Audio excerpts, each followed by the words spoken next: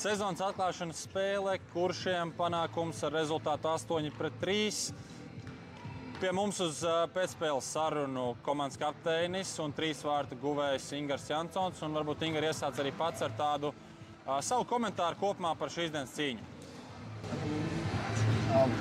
Mans komentārs par šīs dienas cīņu. Nu, patīkam, kad ir sezona sākusies, ir sevišķi jau, kad mājās ir spēle pirmā. Un skatītāji bija pilns. Spēle man likās laba. Ir lietas, pie kā ir jāpiestrādā.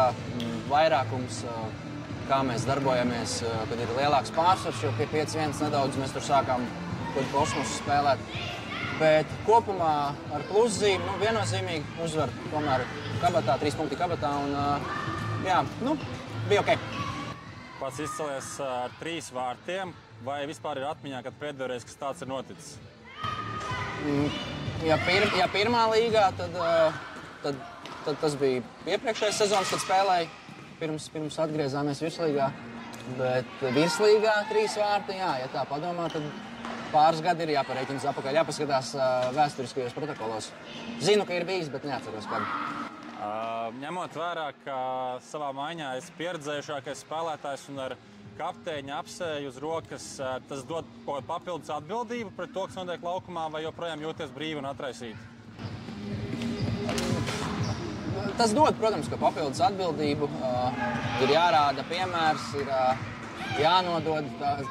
Es teiktu, kapteinis ir tas tilts starp treneru un komandu, un ir jānodod caur sevi, ir jānodod tā ziņa, ko treneris grib nodot tiem jaunajiem. Un tajā pašā laikā ir jābūt tādam brīvam viņiem. Zin kā jauni čaļi, mēs tur tāds vecais pa vidu, kaut kā jātiek viņiem līdzi, bet es jūtu atbildību, bet es jūtos brīvs, es teiktu, viennozīmīgi.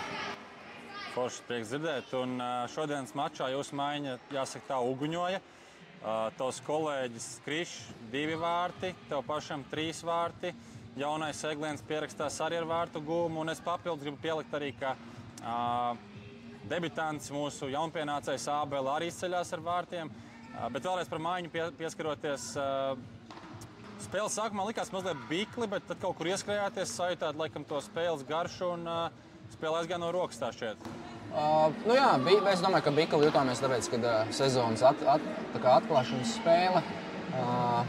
Īsti jau nezinājām arī, ko no pretinieka sagaidīt. Kurši nebija spēlējuši Saukā. Es biju spēlējis, bet tas bija vairākus gadus apakaļ, un komanda pamainījusies nedaudz. Es domāju, tas biklums bija tikai dēļ tā. Spēles laikā izrunājām kaut kādas lietas, kas mums neiet cauri ar čaļiem, kur mēs buksējam. Es domāju, ka mēs atrisinājām tās problēmas, un tāpēc arī pēc tam spēle sāka iet no rokas. Un, kā pats teica, uguņojām, bet es teiktu, ka vienkārši mēs forši plūstoši spēlējām un ļoti labi bija. Un mēs rezultāti, jā. Apmēram tāds arī izskatījās no malas. Par debitantiem šodien laukumā vairākus tādus redzējām. Varbūt var padalīties, varbūt kā kapteinis ar to, kā tas viss izskatījās, kā viņi iekļaujušies komandā ir un kā tas viss kopumā, kā saka, šobrīd izskatās ar jaunajiem. Par debitantiem sākšu ar Elvi noteikti. Malacis, man patīk, kā viņš trenējas, man patīk, kā viņš spēlē, un viņam ir tas, ko viņš pats savā intervijā pāris dienas atpakaļ teica, viņš ir tas cilvēks, kas var iemest un atnest rezultātu, teiksim tā, uztaisīt momentu, vai ne? Viņam ir tā tendence. Un īsti jau baigi es viņu negribu slavēt, jo nav jau tā, ka viņam ir tā pirmā sezona pirmajā līgā, vai ne? Un liels džeks, tā kā, bet viss kārtībā. Kas mums vēl ir? Egliens? Egliens, Griķīts bija laukumā. Griķīts ļoti labi arī izdarīja savu darbiņu, 3. maiņu, viss kārtībā. Nekur nav, kur piesieties, tā tikai tie labākie vārdi. Starp citu, tevis dēļ viņam jāmen bija numurs, viņš kādreiz arī 25 spēlēja. Jā, to es zinu, neko darīt.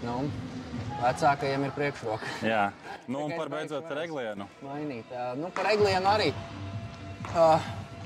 Es nezinu, tie, kas zina Liepājas florbolu un jauniešus, neteikt, ka baigi tas pārsteidza, kāds viņam bija sniegums laukumā.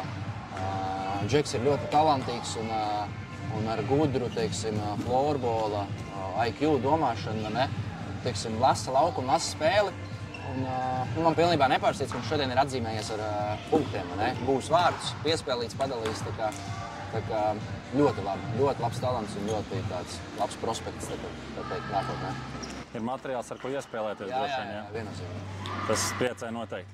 Par lietām, ko varētu uzlabot, man tāds varbūt kritisku aci izskatījās, ka vairākums varbūt rezultātu it kā mazliet iedeva, bet tajā pašā laikā tāds arī, laikam neesat pārāk daudz pie tā strādājuši, un tā ir lieta viennozīmīgi, ko var, pamazām pa sezonu sakārtot un uzlabot.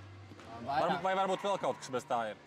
Vairākums ir viennozīmīgi, bet, pareizi tu pateici, mēs vairākumam tā kārtīgi vēl neesam pieķērušies šobrīd. Tas ir jāprasa trenerim, kad ir plānā to darīt. Vairākumā bijām bikli nedaudz, kā pats minēja. Ja nemaldos 6 vairākumi, no pie tam 2 lielie vairākumi bija, bet kopumā mēs, man liekas, 2 tikai realizējām. Vienkārši jāstrādā, es nezinu īsti, ko pateikt.